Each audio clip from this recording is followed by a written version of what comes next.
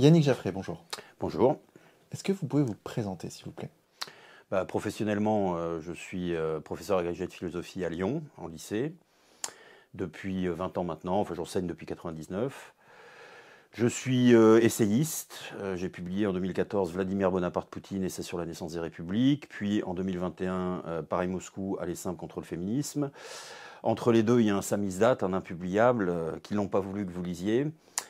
Et puis je viens de faire paraître donc l'ouvrage qui m'amène ici, à savoir Pour l'honneur des Gilets jaunes, cette fois-ci en auto-édition, à The Book Edition.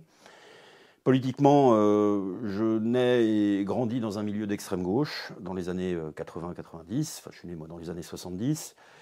Petit à petit, les fantasmagories d'extrême gauche s'épuisent en moi, sous les coups de boutoir du réel déjà, et puis des lectures. À partir de 97-98, je commence à m'intéresser à la figure de Chevènement, qui aujourd'hui doit sembler un peu ringarde, laïcarde sépia à un certain nombre de plus jeunes, mais qui a été utile pour un certain nombre de gens qui avaient besoin de renouer le fil rouge, ou bleu-blanc-rouge, de l'histoire de France. Puisqu'il faut se souvenir qu'à l'époque, le vocable républicain ou patriote était très très contesté, même à gauche. Aujourd'hui, bon, républicain à la cantine, républicain à la piscine, mais enfin, c'était tout à fait mal porté. Et donc j'ai rejoint cette tendance-là parce que je ne pouvais pas aller immédiatement vers un nationalisme plus intégral, disons, à supposer qu'il soit représenté en France. Donc je fais la campagne 2001-2002 dans le Nord. À l'époque, j'enseigne à Dunkerque, plus précisément à Grande-Synthe, agglomération de Dunkerque, en zone sensible, comme on disait pieusement à l'époque. Je fais la campagne 2001-2002. Je suis déçu de la façon dont Chevènement, qui oscille entre grandeur, ses démissions pendant la guerre du Golfe, sur l'affaire Corse, sur le virage de 83 antérieurement, et puis le côté tripatouilleur du PS, puisqu'il réclame des accords pour sauver un certain nombre de postes du désastre de son échec, et qui est le nôtre aussi, hein, puisqu'il a fait légèrement plus de 5% en 2002. Je m'en éloigne, je reprends quelques contacts MRC pour la campagne 2005 contre la Constitution européenne, la campagne référendaire. Et puis ensuite, je suis un peu orphelin quelques années et je vois que l'ancien directeur de campagne de Chevènement, que j'avais croisé en 2001-2002, a rejoint Marine fin 2011. Et donc, je m'y intéresse et puis je vais prendre contact et finalement rentrer un peu dans le cercle mariniste, peut-être moins celui des frontistes traditionnels. On va créer le collectif Racine avec Marine et Philippot, le collectif Racine des enseignants patriotes. Bon, là aussi, il y aura un certain nombre, alors ça tient peut-être aussi à mon... je ne serai pas forcément un antisocial, mais enfin, à mes limites vite atteintes en termes de diplomatie. Je m'éloignerai du cercle mariniste parce que je le trouve mal peuplé. Je considère aussi que Marine s'entoure mal et qu'elle en est responsable et coupable. Ensuite, je vais continuer, là je vais vraiment me recentrer, puisque la publication du Vladimir Bonaparte Poutine sera contemporaine de cet engagement au front. Mais en 2016, je m'en éloigne, et puis ensuite je me consacre exclusivement à mes activités scripturaires, enfin mes activités d'écriture pour le dire de façon moins pédante. Activités qui aboutissent aujourd'hui à ce bouquin Pour l'honneur des Gilets jaunes, un petit livre que je conseille de lire à ceux qui nous écoutent aujourd'hui. Merci. Très fulgurant, c'est ce que je vous disais tout à l'heure. Et donc qui nous informe que vous étiez gilet jaune vous-même.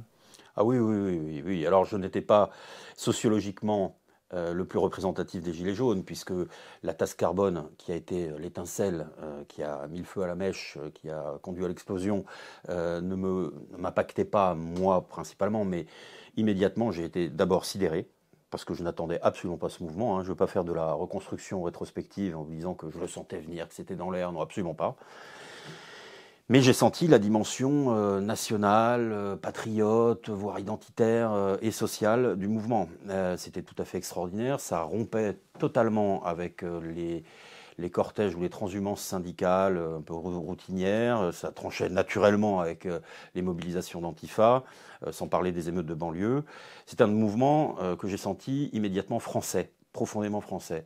Et ce qui fait qu'après la stupeur des 17 et 24 novembre, je me joins aux actes 3 et 4. Alors à Lyon, j'aurais aimé être à Paris. J'y vais le 15, donc acte 5, qui a été moins spectaculaire que les deux précédents, parce qu'il s'est passé un certain nombre de choses. Le 10, Macron fait son discours, où il fait des concessions considérables au mouvement, qui remporte là sa victoire socio-économique, mais pas sa victoire politique. Je pense qu'on y reviendra aussi.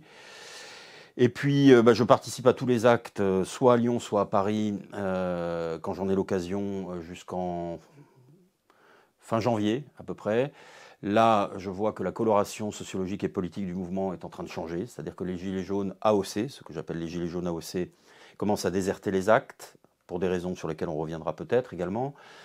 Et que finalement, parce qu'on n'est pas né de la dernière pluie, hein, je sais quand même encore reconnaître un gauchiste quand j'en vois un. Il n'y a pas besoin de faire 4 ans d'études de sociologie pour repérer des sensibilités, des tonalités, des vêtements, des manières d'être et des groupes aussi. Des slogans. Et des slogans, tout à fait, qui se faisaient très discrets au départ, parce qu'il y avait des gauchistes dès les premiers actes, hein, mais ils se tenaient à carreau devant les Marseillaises, les drapeaux bleu, blanc, rouge, et la tonalité gauloise réfractaire du mouvement. Hein. Bon, ça commence un peu à s'altérer à partir de fin janvier. Je continue quand même à y aller. Puis le coup de grâce, c'est le 16 mars, c'est-à-dire la marche pour le climat, où on a envoyé ces idiots de lycéens qui sont toujours bons à servir ce genre de cause. Je le dis avec affection, moi j'ai des lycéens, hein, ils ne sont pas tous idiots en soi, mais enfin, quand il s'agit de les mobiliser pour faire du Greta Thunberg, pour faire de l'écologie débile avec des slogans du type steak haché, planète gâchée, alors ça, plus les drapeaux du NPA, j'ai quitté le cortège l'âme lourde, le cœur serré, et je suis rentré chez moi considérant que le mouvement était terminé. Et vous étiez à l'acte 1 à Lyon, c'est ça?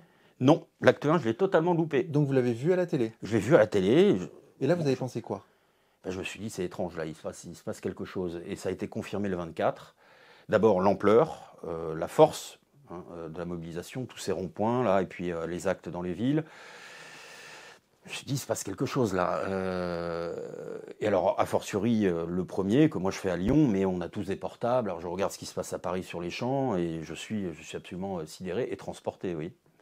Oui, parce qu'on voit qu'il s'agit très rapidement de quelque chose de plus profond et essentiel que d'une révolte antifiscale. Sachant qu'il ne faut jamais mépriser les révoltes antifiscales. Hein. C'est Tocqueville qui disait que les lois sur les successions étaient le moteur des révolutions, le moteur des sociétés. C'est une question de justice. Aristote définissait la vertu de justice comme le fait de rendre à chacun sa part. C'est tout simple comme définition. Hein. C'est-à-dire qui reçoit quoi, au nom de quoi, pour faire quoi. Voilà. Et bien qui paye quoi, en termes d'impôts, au nom de quoi et selon quels critères. Bon, là, c'était manifestement la taxe de trop. Elle n'était pas de trop simplement sur les budgets des Gilets jaunes, je dirais AOC, les Gilets jaunes originels. C'est-à-dire que, si vous voulez, c'était principalement des périurbains, on l'a assez dit, hein, de petits employés, de petits indépendants, quelques chômeurs. J'ai jamais entendu quelqu'un me dire qu'il était au RSA. C'est-à-dire que c'est plutôt, si vous voulez, du deux souches productif, mais non assisté, qui roule sur des revenus autour de 1200, autour du SMIC. Bon, il y avait aussi des petits indépendants, ça il faut le dire, coiffeurs, boulangers, etc. Hein, donc un peu plus cossus si l'on peut dire, mais enfin tout de même atteint par cette taxe. Hein. Il pouvait y avoir des représentants de commerce aussi, j'en ai rencontré 2-3. Et donc, c'était tout à fait fascinant, quoi. C'est-à-dire que de cette étincelle fiscale, eh bien, est né un mouvement qui, très rapidement, parce que c'était un mouvement authentiquement français, que les Français sont le peuple le plus politique du monde, s'est mis à employer une grammaire, une syntaxe politique. Donc ça va être le RIC, ça va être le fait de viser la tête, de viser le mauvais roi, hein, puisque je définis le mouvement comme anarcho-légitimiste, c'est-à-dire avec le diagramme de la monarchie républicaine en lui, mais le refus de se faire avoir par, d'une part, les corps intermédiaires, qui ont été alors totalement balayés et tétanisés par les Gilets jaunes, ça a été un autre effet de sidération, et le mauvais roi. Bon, d'où des slogans, des formules, on va te chercher, puisque vous savez qu'à l'été précédent, en pleine affaire Benalla, Macron provoque qu'ils viennent me chercher. Donc ça, c'était très présent. Et donc oui, je fais les actes 3 et 4, donc disais-je, à Lyon, le 5 à Paris, le 6 de nouveau à Lyon, et puis ensuite à Paris pendant les vacances de Noël, etc. Voilà. En fait, vous avez reconnu la France. Oui. Dans ce mouvement. Oui. Et les Gaulois réfractaires, parce que, paradoxalement, j'aime beaucoup cette formule de Macron. Il l'a employée par mépris, hein, naturellement, donc c'est une espèce de prolos, là, de petits peuples, de petits blancs qui refusent les progrès de la mondialisation heureuse, l'horizon radieux, voilà, la mondialisation radieuse. Mais en fait, c'est une belle formule malgré lui, parce que c'est effectivement ce qu'étaient les Gilets jaunes. Et c'est ce que je crois sont les Français authentiques en profondeur, des Gaulois réfractaires. Donc c'est-à-dire Gaulois avec cette dimension d'humour, il y a beaucoup de choses très drôles qui se sont passées pendant les Gilets jaunes. Que ce soit les slogans que les uns et les autres écrivaient sur leur gilet ou sur des pancartes, les danses improvisées, les chambrades, etc. Enfin, c'était un mouvement très, très joyeux aussi. Alors très dur sur les champs et dans certaines villes, mais très joyeux sur les ronds-points notamment. On était à un péage, nous, à côté de Lyon, avec quelques copains, donc ça se relayait dans une joyeuse ambiance, mais assez tenue. Par exemple, on y allait mollo sur la bibine, etc., pour pas décribiliser le mouvement. Bon, je ne dis pas qu'on était à 0 gramme, hein, mais bon, on y allait mollo. Et voilà, et réfractaire, oui, réfractaire à se faire avoir, pour rester poli. C'est-à-dire à subir, alors non seulement le mépris de classe, le mépris médiatique et symbolique, parce qu'il ne faut pas oublier que la vraie victime du système médiatico-politique depuis 40 ans, ce n'est pas l'immigré de banlieue, contrairement à ce qu'on prétend. C'est le blanc populaire. On lui a fait donc Dupont-la-Joie dès les années 70, le beauf de Cabu, les Deschiens de Canal. C'est un beauf, il est raciste, il refuse le changement, donc on peut tout lui faire. Voilà. C'est-à-dire lui faire payer donc des taxes, les impôts, lui faire payer le pseudo-socialisme d'assistance qui s'est mis en place à partir des années 70-80, le mépriser dans ses goûts, dans son être même, ou alors recette Canal+, exploiter ces goûts-là, le foot, le porno, mais pour lui mettre les déchiens derrière, c'est extrêmement retors, hein, c'est très très trotskiste. C'est Alain de Greff d'ailleurs qui avait dit, selon Guillaume Durand, nous allons pratiquer un poujadisme d'extrême gauche. C'est assez bien vu, d'ailleurs, et c'est ce qu'ils ont fait. Donc on peut tout lui faire, et puis politiquement, alors bien évidemment, l'enserrer dans ce que j'appelle le piège Mitterrand, c'est-à-dire le choix entre un nationalisme lepénisé, donc rendu inéligible. Mitterrand a très bien compris en 83, en propulsant Jean-Marie Le Pen, que ses qualités de tribun susciteraient l'adhésion d'un grand nombre de Français populaires, mais le rendraient inéligible, parce qu'il portait avec lui tout le chapelet, je dirais, de l'extrême droite de défaite. Hein, Vichy, l'OAS, etc., et qui ne pourrait pas s'empêcher d'exprimer cela, au lieu d'essayer de se nationaliser, de se transcender pour sembler un jour susceptible d'être un chef d'État. Et avec Marine, qui a beau confondre d'ailleurs des diabolisations et aseptisations, qui va très loin là-dedans, parce qu'on se demande ce qui reste dans le programme à l'heure actuelle. Moi, je demande. Il reste la suppression du droit du sol. Sinon, tout le reste est à l'encan. Elle reconnaît la CEDH, enfin bon, bref. Donc elle confond des diabolisations et aseptisations, mais ça n'y change rien. Le piège mitterrandien continue de fonctionner. Il n'a pas été brisé, c'est-à-dire qu'en substance, on est face à un Le Pen ou RN, peu importe, hein, eh bien, on est élu.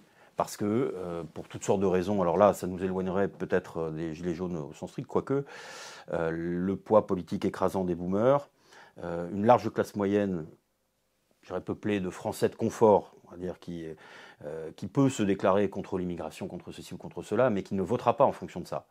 Ou plutôt qui votera contre l'immigration, parce qu'il y a des macronistes anti-immigration, mais qui votent Macron pour avoir une protection de classe. Non pas une protection nationale, un combat national contre l'immigration. Donc laissez-les rentrer, mais loin de nous. Bon, voilà. Donc, vous dites dans votre livre qu'il y a un quart de gens qui votent en gros Mélenchon à gauche, un quart centriste, macroniste, un quart nationaliste qui vote Zemmour ou Le Pen, et un quart d'abstentionnistes. Oui, c'est ça. Et alors si on supprime les abstentionnistes, parce que ça j'ai l'occasion de le dire aussi souvent que je peux, je suis très agacé par ceux de mon camp qui brandissent l'abstention comme un argument pour affirmer que Macron serait mal élu, illégitime, etc. Mais en démocratie déjà représentative, l'abstention ne compte pas. C'est déjà un premier point. Ensuite, quand on fait des sondages parmi les abstentionnistes, quand on leur demande « qu'auriez-vous voté si vous votiez ?» La répartition des votes est à peu près celle des suffrages exprimés. Ah oui ? Oui. Et croire que derrière chaque abstentionniste se cache un soldat de réserve pour sa propre cause, c'est très naïf. Je ne dis pas qu'il ne faut pas faire tout ce qu'il faut pour Convaincre. Et effectivement, il y a une réserve d'électeurs, mais chaque abstentionniste n'est pas un soldat de réserve. Ça, c'est quelque chose, moi, qui m'agace depuis très longtemps. Et en fait, parmi les votes exprimés, la répartition est un petit peu différente, je dirais. Je dirais qu'il y a un gros môle central centristo-macroniste, et puis plutôt un quart, on pourrait dire voilà, une moitié centristo-macroniste, et puis un quart d'extrême gauche, qui va se reporter sur Macron au second tour, et puis un quart, disons, nationaliste. C'est à peu près ça, hein, on le voit dans les votes exprimés, parce qu'il y a 35 millions à peu près de suffrages exprimés. D'accord. Donc, vous en arrivez à la conclusion dans votre livre que le camp patriote a perdu. Alors, je ne veux pas désespérer Billancourt pour parler à gauche, ni pratiquer ce désespoir en politique qui est une sottise absolue, pour parler à droite, formule de Maurras. Mais je crois qu'à données constantes et dans le jeu de la démocratie représentative, oui, c'est plié, oui. Oui, c'est-à-dire que, alors, je pense, donc pour ne pas pratiquer un désespoir trop ouvert, quoique parfois il y a des jours où je considère que ça se tente quand même, le désespoir en politique, il faudrait un événement de portée historique, type Gilets jaunes, et on revient à notre sujet. C'est ça. Alors ça, quelle convergence peut-il y avoir? Je ne sais pas. Alors, par exemple, un viol de la Constitution pour un troisième mandat macroniste, une inflation qui explose, les tensions autour de l'Ukraine, et là, ça produit une étincelle. Ça, c'est tout à fait possible. L'histoire n'est jamais finie et le pire n'est jamais sûr, comme disait Goethe. Je dis simplement qu'à données constantes, on voit quand même, parce que je fais partie de ceux, vous savez, je ne suis plus tout jeune, hein, j'ai bientôt 50 ans, on était persuadé au début des années 2000 que ça ne durerait pas 15 ans. Bon, ça a duré encore. C'est-à-dire que le système gouvernemental se défend bien. Encore un clin d'œil à Maurras, mais sachant que je ne suis pas maurassien à proprement parler, mais je crois qu'à données constantes, le patriotisme français a perdu, oui. Oui, parce que les boomers en ont encore pour 15 ans. Majoritairement, il n'y a qu'à observer le vote générationnel. Il y a des boomers qui votent patriotes, il n'y a aucun problème. Hein. Mais ils constituent encore un môle électoral extrêmement important. Parce que par définition, il ne faut pas oublier que le baby-boom est d'abord un fait démographique, qui deviendra ensuite une psychologie politique, générationnelle, etc. Les plus jeunes, les 18-30 ans, votent plutôt LFI, se sont pas mal reportés vers la LFI. Donc voilà, non, je pense que dans le jeu représentatif, il y a peu de chances de voir, je ne crois absolument pas que Marine Le Pen l'emportera en 2027, non. Ah oui. Non. D'accord. Pour revenir aux Gilets jaunes, c'est un mouvement que vous qualifiez d'acéphale. À sa base, oui. Acéphale, oui, c'est une formule que j'ai trouvée chez Anarkazis Cloutz, qui était un révolutionnaire, une sorte de pré-trotskiste, pourrait-on dire, puisqu'il proclamait la République universelle, il était lui-même hollandais, il a été élu en 1789 à la Constituante. Donc c'est pas du tout... Il s'est fait décapiter en 93. Oui, donc lui, il a perdu lui aussi la tête. Mais, oui, mais il rêvait d'un gouvernement acéphale, c'est-à-dire d'un gouvernement sans tête, c'est-à-dire purement égalitaire, qui serait l'expression de la volonté générale, au sens de Rousseau, sans qu'il y ait d'incarnation, d'autorité charismatique, etc. Bon. Alors ça vaut pour la base. Et j'ai trouvé tout à fait réjouissant que les Gilets jaunes coupent les têtes d'abord des syndicats, des corps intermédiaires, en refusant toute médiation, le dialogue entre le peuple et l'État, c'est-à-dire le roi, le prince, comme on veut, peu importe. Peu importe le régime. Et puis, en leur propre sein, ils coupaient les têtes qui prétendaient s'arroger la direction du mouvement. Il y avait plutôt des porte-voix, si on veut. Hein. Donc Rodriguez, dont j'aurais peut-être quelques mots à dire. Mais quand Ingrid Levavasseur et quelques autres se sont mis en tête de faire une liste pour les européennes, ils ont été renvoyés dans leur 22 par le mouvement. Hein. Il y avait quelque chose comme ça de très anarchiste, égalitaire à la base. Mais, je le développe dans le bouquin, paradoxalement, ce n'est pas un anarchisme intégral. C'est-à-dire qu'ils sont acéphales, mais ils ne sont pas amorphistes, comme je l'évoque à la fin.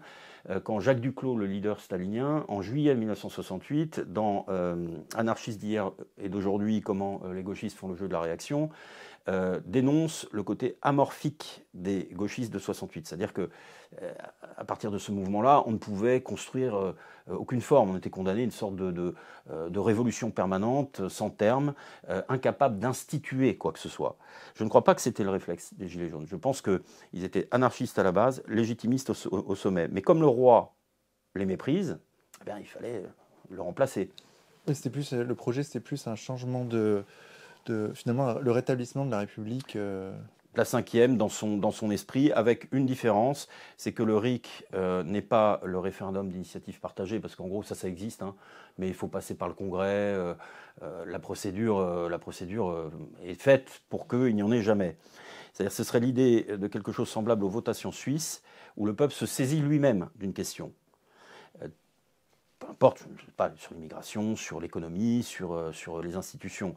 Alors tout le problème, c'est le quorum. Parce que s'il suffisait d'1 million de citoyens pour enclencher la procédure référendaire, il y aurait des référendums toutes les semaines. Et si c'est 15 millions, il n'y en aurait jamais. Donc effectivement, il faut être responsable.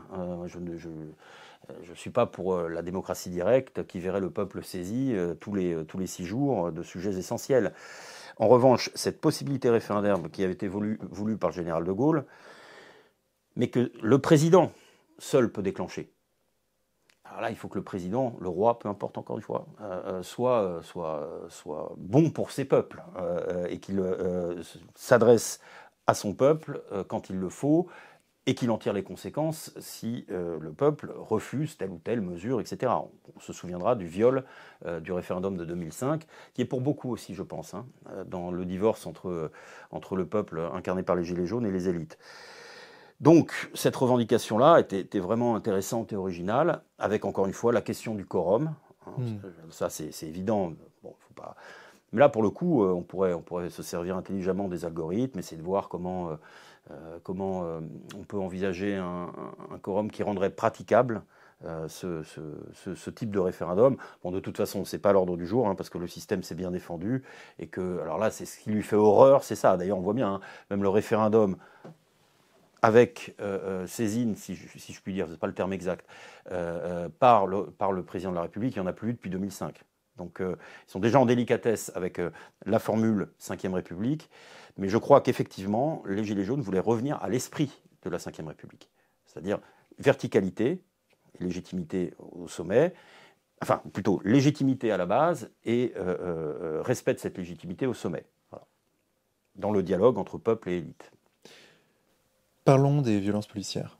Les Gilets jaunes ont fait face à une répression, rarement vue d'ailleurs, et que vous comparez à la répression des manifestations, des troubles qu'il y a eu en 2005 dans les banlieues. Ah oui, oui. Et vous faites la comparaison et c'est édifiant. Alors, il n'y a pas eu une répression de cette magnitude, ni policière ni judiciaire, depuis 1947-1948, quand le ministre de l'Intérieur, Jules Mock, socialiste de son État, fait tirer sur les mineurs. Alors là, carrément, il y a des morts. Ensuite, c'est la doctrine des compagnies républicaines de sécurité qui sont créées sous l'occupation, comme l'école des commissaires de police, comme un certain nombre de choses par Vichy, mais qui avait pour fonction justement d'éviter de faire donner la troupe, comme on disait, hein, comme au début du XXe, et comme encore Jules Mock. Et les CRS ont été imités de par le monde en matière de maintien de l'ordre public, puisque justement leur doctrine consiste à faire le moins de blessés chez les manifestants possible, et surtout pas de morts, et de ne pas tirer. Bon. Cette doctrine a été appliquée jusque dans les années 80, assez efficacement, ce qui fait qu'en 68, il n'y a pas de mort, par exemple. Hein, bon. Et puis, le problème, c'est qu'à cette doctrine va s'ajouter la jurisprudence Malik Oussekine. C'est-à-dire qu'en 86, effectivement, alors là, c'est des voltigeurs, des policiers volants, mais bon, avec un type qui était mal en point, bon, on ne va pas revenir sur toute cette affaire. Mais Malik Oussekine, dans ce chantage à l'antiracisme, devient une sorte de victime, comme ça, d'un État supposé raciste. Et de là, tous les gouvernements sont totalement tétanisés face aux émeutes de banlieue et face aux émeutiers. De la même manière qu'il y a un certain nombre de flics qui disent que quand ils ont affaire à quelqu'un qui fuit à scooter ou en voiture dans une cité, ils ont consigne de ne pas intervenir, parce que si jamais le type tombe, se blesse ou même se tue, eh bien, et c'était arrivé à plusieurs reprises, de façon quasi litanique, eh bien, partant de là, émeute inévitable. Donc en 2005, ce qui est saisissant, c'est que pendant 3 semaines, les émeutiers ethno-religieux, parce que c'était ça, hein, c'est pas une émeute sociale, contrairement à ce que tout le système a prétendu derrière, puisqu'il a été déclenché moins d'ailleurs par la mort des 2 jeunes dans le transformateur que par la rumeur qui s'est répandue d'une grenade lacrymogène jetée en direction d'une mosquée par un CRS. Bon. Et la composition ethnique des émeutiers ne laisse strictement aucun doute à ce sujet. Mais ensuite, il a fallu que ce soit un cri de détresse sociale, pourquoi pas un cri d'amour à la France contrariée, enfin bon, bref, un ensemble de foutaises. Le bilan du côté des émeutiers, il y a eu 3 morts quand même collatéraux. Un pauvre photographe urbain, quelqu'un qui défendait ses poubelles, et puis un 3e, là j'ai oublié les circonstances. Combien de blessés chez les émeutiers? 0. C'est-à-dire qu'il n'y a pas eu d'afflux dans les hôpitaux pendant 3 semaines. Alors on pourrait s'en réjouir. Après tout, ça honorerait peut-être l'État. Moi je ne crois pas trop, parce que ça a duré trop longtemps et que finalement ça a laissé voir, disons, le spectacle ça a donné le spectacle de la faiblesse de l'État français. Mais enfin, vis-à-vis de ce type d'émeute. Le bilan en 2018-2019 est absolument terrible, parce qu'il n'y a pas eu de mort, mais le sang a coulé. Il y a eu 25 éborgnés, 5 mains arrachées, 200 blessés graves, une répression judiciaire tout à fait considérable, les chiffres sont dans le livre, sans commune mesure avec ce qu'ont eu à connaître les émeutiers de 2005, oui. Donc ça démontre, c'est la fameuse distinction de Carl Schmitt, dans laquelle il voyait le critère même du politique, la distinction de l'ami et de l'ennemi.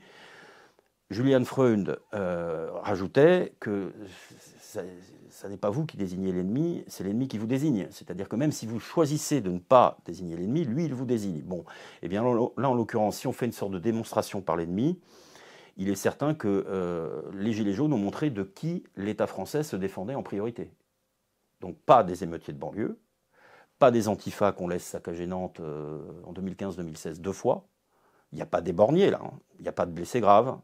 Et la répression judiciaire est molle. Bon. Là, en l'occurrence, et d'ailleurs c'est un peu, à mon avis, un symptôme de la grande peur qui a traversé l'élite macronienne à cette occasion, eh bien, on a décidé de taper très fort. Pourquoi? Parce que ce qu'on ne veut pas depuis 40 ans, c'est que le peuple légitime, productif, le peuple old school, comme disait Onfray, eh bien, se révolte. Et c'est pour ça qu'on a tapé dessus d'une façon qui n'a aucune commune mesure avec le sort que l'on réserve, même là en ce moment. Alors oui, les gauchistes ont leur martyr, la Rémi Fraisse, je crois. Bon, oui, enfin, c'est à peu près tout, hein. Moi, j'aimerais qu'ils me présentent le bilan de leurs blessés, hein. Même à Sainte-Soline, alors bien évidemment, quand ils poussent au-delà de toutes les limites, il y a un certain nombre d'effets boomerang. Mais oui, c'est absolument stupéfiant. Ça explique aussi qu'à partir de décembre, janvier, il y a eu moins de gilets jaunes originels. Simplement parce que certains se sont pris des comparutions immédiates, des amendes. Et quand on a des revenus modestes, parce que quand on voit ça de loin, on dit oui, une amende de 5 000, 10 000 euros, c'est rien. Oui, enfin, quand on tourne sur des revenus à 1 200, 1 300 euros, c'est énorme et ça vous étrangle. Donc oui, pour vous répondre, c'est inouï, hein. Enfin, moi, je suis prêt au débat, qu'on me montre un mouvement social depuis 47-48 qui ait subi un tel sort. Et vous parlez aussi dans votre livre du rôle de la justice qui a été étonnamment rapide. Ah oui, rapide et impitoyable.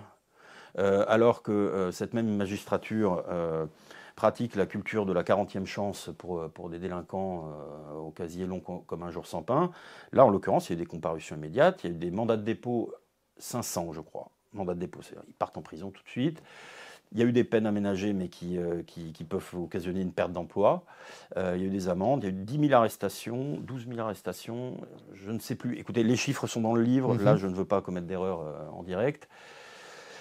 Oui, ben c'est pour ça que d'ailleurs, moi j'ai eu à déplorer certaines attitudes policières que j'ai vues de mes yeux, notamment à Lyon, un CRS qui venait de m'attraquer, il gueule, t'es content de toi, etc. Et, oui, je m'éclate. Je m'éclate, alors qu'il est à 1 400 euros par mois et qu'il est en train de frapper ses cousins sociologiques. C'est-à-dire que lui, qu'on empêche de toucher à un ongle de la diversité, là, il pouvait s'en donner à cœur joie. Bah oui, c'est des blancs, il y a le droit. Parce qu'en réalité, vous savez, s'il y a un racisme systémique, il y a des racistes après, et des racismes d'ailleurs en France, entre maghrébins et africains, vis-à-vis des blancs, etc. Mais s'il y a un racisme systémique, il s'exerce à l'égard du blanc populaire, c'est évident. Et ça, alors là, je veux dire, la disproportion des condamnations, la célérité de la justice, son caractère impitoyable montre très bien de qui, je le répète, l'État se défend en priorité. Quant à la magistrature, oui. Parce que vous savez, il y a un certain nombre de gens, y compris chez les nationaux, qui sont ACAB, All Cops Are Bastards. Tous les flics sont des enfoirés, sont des bâtards.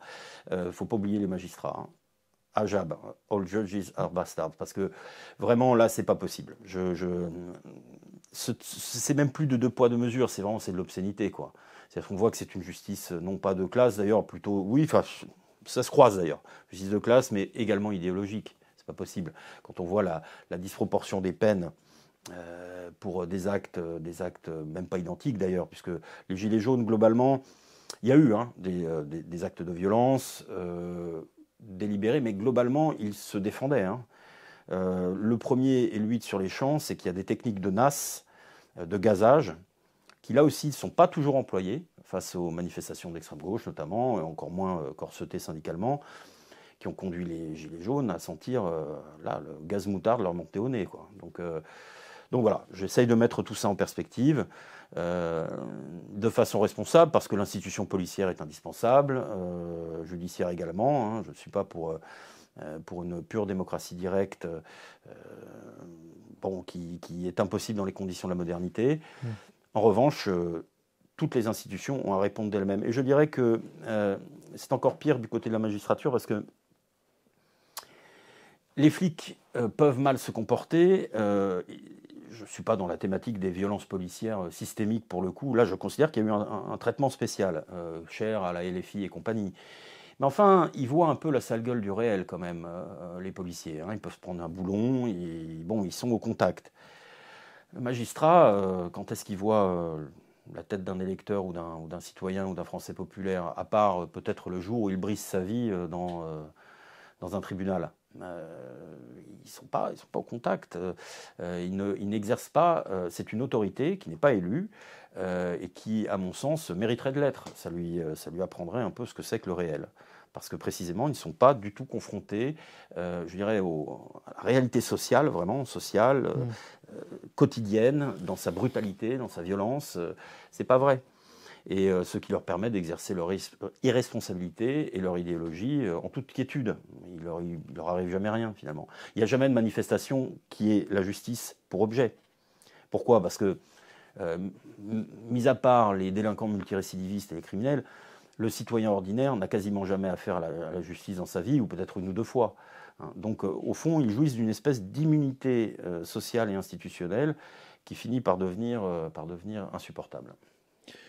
Qu'est-ce qui a manqué aux Gilets jaunes pour transformer cette révolte en révolution? C'est ce que j'appelle le relais bourgeois ou élitaire. Bon. Alors, ils n'en voulaient pas à la base, il faut être juste. Il y a des faiblesses internes du mouvement, qui était un mouvement français, trop français peut-être. C'est-à-dire vraiment égalitarisme radical à la base, refus de toute médiation, ça c'est eux. En revanche, on aurait pu espérer qu'intelligemment, des responsables politiques, sans parler à la place des Gilets jaunes, s'efforcent de parler pour eux. Et de métaboliser, de convertir, disons, les réflexes fondamentaux de ce soulèvement populaire politiquement. Il est vrai qu'on observe que dans l'histoire, les attelages révolutionnaires sont toujours composés, effectivement, du peuple et d'une fraction de la bourgeoisie. Voilà, qui a la capacité, les réseaux, les habitudes institutionnelles pour transformer la révolte en révolution. Parfois pour la trahir aussi, c'est l'histoire des révolutions. La leçon aussi que ça nous apporte, c'est qu'en démocratie, il est difficile de gagner sans un levier qui, lui, ne soit pas démocratique. Poutine s'impose en Russie parce qu'il a les organes, comme ils appellent là-bas, c'est-à-dire le FSB, les services de sécurité, qui ne supportent plus la dégénérescence du pays sous Yeltsin dans les années 90. Hugo Chavez, dont je sais que vous avez beaucoup travaillé sur lui, à l'armée. Bon. Trump, dont on peut penser ce qu'on veut, fait un coup anti-système dans le système parce qu'il a l'argent. Bon. Il manquait tout ça aux Gilets jaunes. Et ça, c'est pas de leur fait. Mais en revanche, je pense qu'ils ont été victimes de cela. Ils ont eu peut-être aussi des défenses un peu émoussées face aux imputations, notamment au mois de décembre, de racisme, d'antisémitisme, quand on a essayé de refaire le coup du beauf de Cabu et de les criminaliser, ou en tout cas de les humilier par ça. Ils y sont sans doute un peu poreux. Parce que le français a une bonhomie universaliste, héritée de son catholicisme, de son républicanisme, qu'il est facile de dévoyer.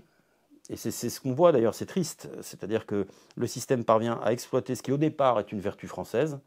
Il faut rappeler par exemple que quand les Français arrivent en Amérique du Nord, à la différence des anglo-saxons qui sont impitoyables vis-à-vis des autochtones, de ce qu'on appellera plus tard les Indiens d'Amérique, bon, Native Americans, les Français se comportent avec beaucoup plus d'aménité, parfois même ils se marient avec des squaws. Bon, il y a cette tendance-là, quand même, de curiosité pour l'autre, de certaine aménité, une certaine bonhomie. Alors ça va quand on est en position de puissance. Ça peut nous permettre de rayonner, d'envoyer nos ethnologues, nos docteurs partout, de faire rayonner comme ça le prestige français, le panache français. En période de ressac, eh ben ça émousse les défenses identitaires, ça permet justement donc le piège mitterrandien, l'antiracisme, la criminalisation, la main jaune qui rappelle l'étoile jaune, etc. C'est ce chantage-là. Et je pense qu'il y a un certain nombre de gilets jaunes qui étaient poreux. Notamment Jérôme Rodriguez, dont on ne peut pas dire au départ que ce soit un gauchiste. Il est là depuis le départ, il perd un œil assez tôt, mais qui va participer à la manifestation pour Adama Traoré à la fin de l'année 2020. Voilà, donc c'est qu'il ne sait pas bien où il habite, là, qui se dit victime de racisme anti-portugais sur un plateau de télévision, alors qu'il n'a jamais été victime de quoi que ce soit. Enfin, je veux dire, il faut être sérieux, quoi, à un moment donné, quoi. Donc voilà, il y a eu cette faiblesse-là.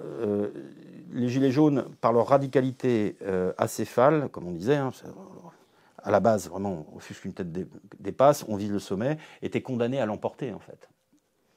C'est-à-dire à renverser la tête de l'État. Ça ne s'est pas fait. Est-ce que les Français, d'ailleurs, dans leur grande majorité, auraient suivi si le 8 décembre, quand il y a un hélicoptère prêt à décoller de l'Élysée, les Gilets jaunes déferlent dans l'Élysée, Macron s'en va, c'est la crise, on est dans une sorte de mai 68, au 30 mai, je crois, là, quand De Gaulle part, mais c'est pas De Gaulle, là, justement, donc ça aurait été intéressant de voir.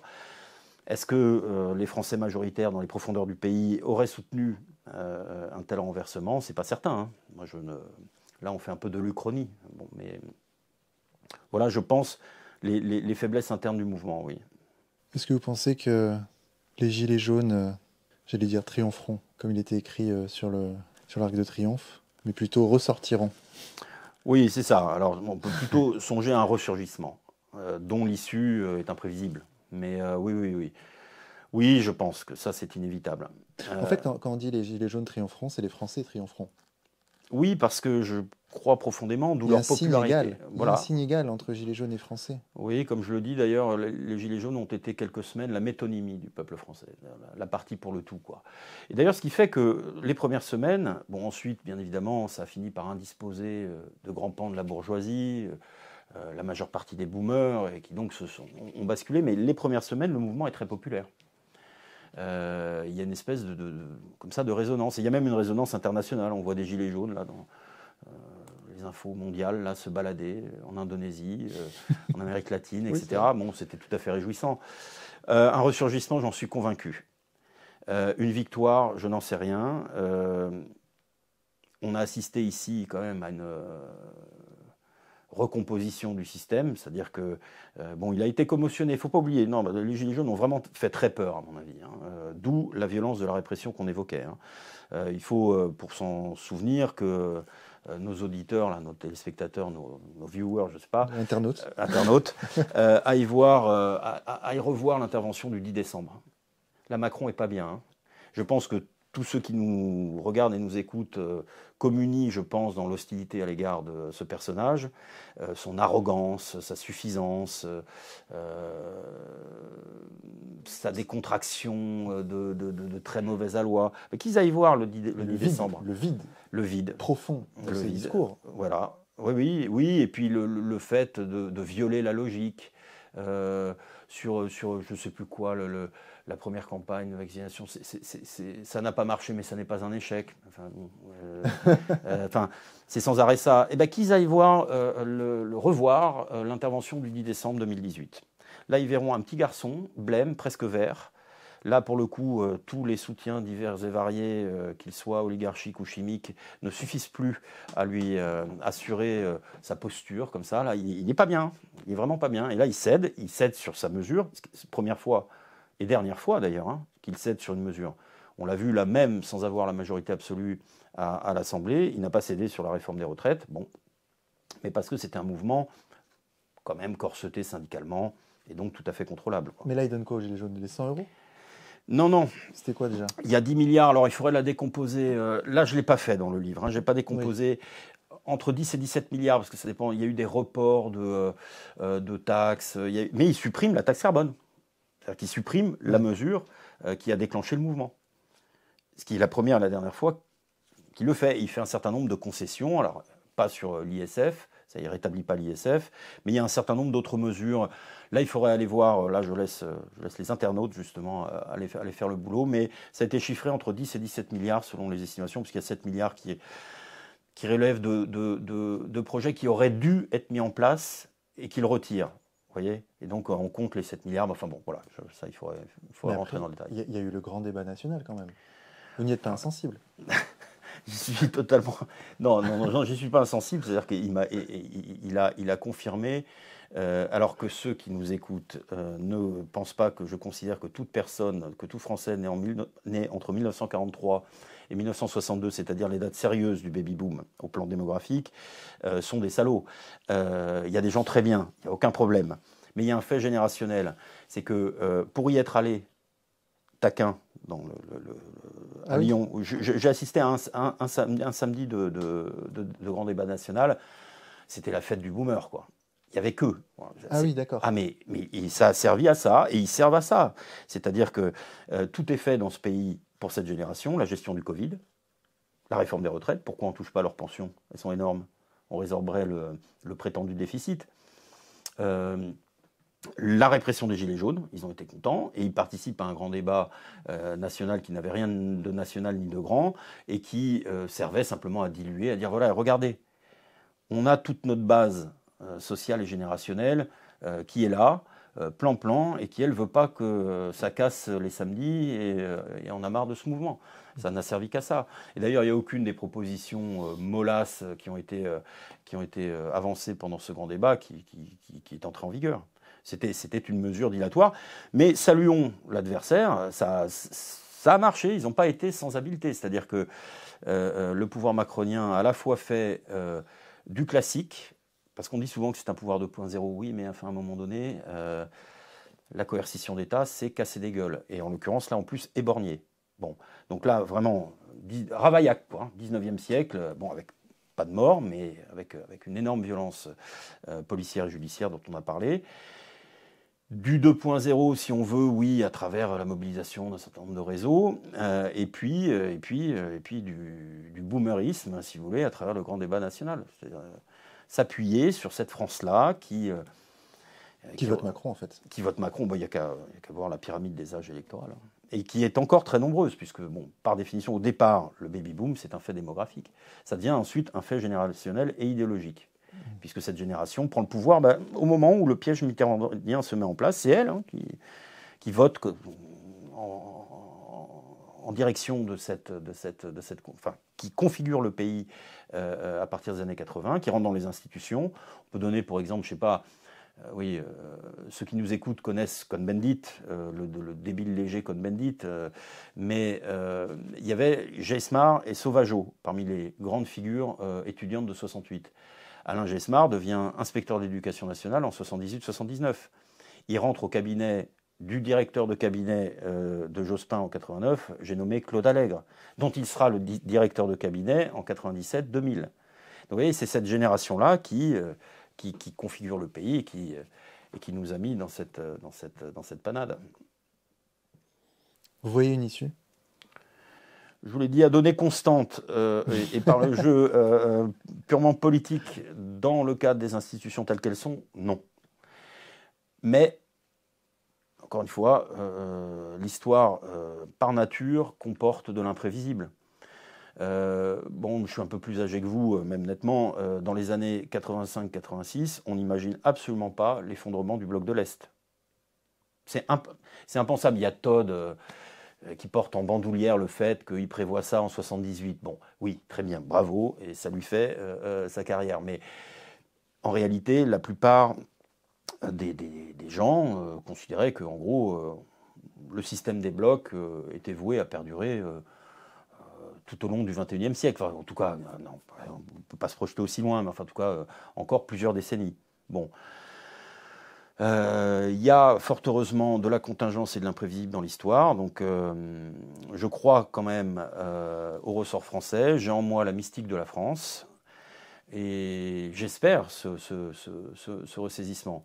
Je dis simplement qu'à données constantes, dans le jeu électoral tel qu'il est, avec les forces en présence telles qu'elles sont, je crois qu'il y a aussi une responsabilité quand même de l'extrême gauche française. Parce qu'elle refuse, par trotskisme, toute convergence avec le nationalisme, disons, de droite. Façon alliance Lega, mouvement 5 étoiles en Italie, par exemple. Et ça serait sans doute la formule qui permettrait de renverser la table. Parce que le centre, lui, a opéré sa jonction. C'est Macron. Centre-gauche et centre-droit se sont réunis. Après avoir fait semblant de s'opposer pendant 30 ans, hein, UMP, PS, mais la jonction est faite. Donc, les deux pôles anti-système ne se réuniront pas parce qu'en France, la culture antifa, etc., est trop profonde. Donc, effectivement, je pense qu'il faudra un bouleversement de magnitude historique. Voilà. Il faut être dans l'élément de l'histoire pour qu'on puisse envisager un changement radical. Yannick Jaffray, merci beaucoup. Merci à vous.